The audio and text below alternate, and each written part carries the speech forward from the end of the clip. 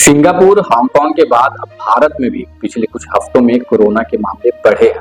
देश की तमाम स्वास्थ्य एजेंसी कोरोना के मामलों पर नजर रखी हुई है और कई राज्यों ने एडवाइजरी भी जारी कर दी है।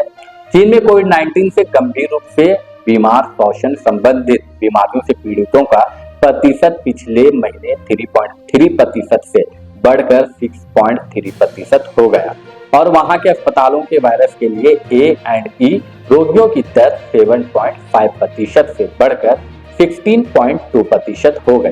इसके अलावा ताइवान ने कोविड के कारण अस्पतालों में भर्ती होने वालों में 78% की वृद्धि देखी है।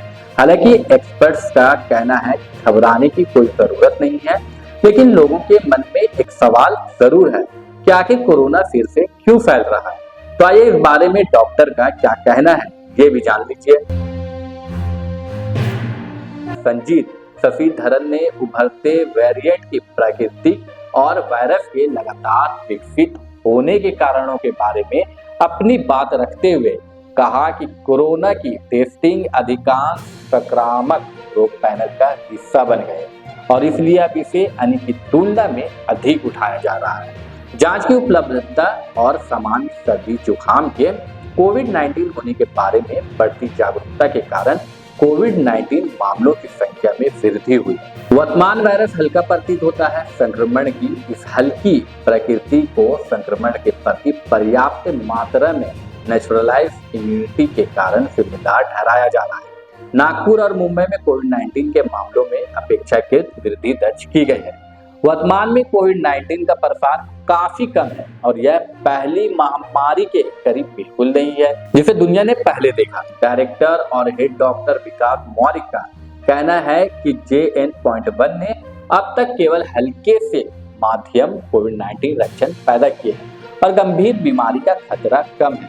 हम बीमारी के हल्के लक्षण देख रहे हैं और इससे गंभीर जटिलताओं के मामले बहुत अधिक नहीं है। विशेषज्ञ वर्तमान में प्रसारित हो रहे वेरिएंट की पहचान के लिए परीक्षण और जीनोमेटिक निगरानी पर भी जोर दे रहे हैं। घबराने की जरूरत नहीं है।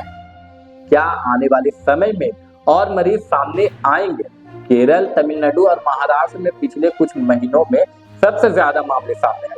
हालांकि ये संख्याएं बहुत कम है और कोई बड़ी चिंता की बात नहीं है। बारिश और तापमान में गिरावट के साथ वायरस बीमारी में वृद्धि हुई। कोविड भी वायरस बीमारी कोविड-19 या कोई और बीमारी ठंड के महीनों में समय समय पर बढ़ती रही। साथ ही हमें यह भी जानना चाहिए कि समय के साथ आबादी में नेचुरल इम्यूनिटी कम हो सकती है जिससे संक्रमित लोगों की संख्या में और वृद्धि होगी। नई वेरिएंट कैसे आते हैं? वेरिएंट 3 प्रकार के होते हैं। वेरिएंट ऑफ इंटरेस्ट, चिंता का वेरिएंट और हाई जोखिम वाला वेरिएंट। कोरोना वायरस में नए वेरिएंट बनाने की क्षमता नहीं है, लेकिन कोविड-19 बार बार अलग अलग वेरिएंट बनाता रहता है।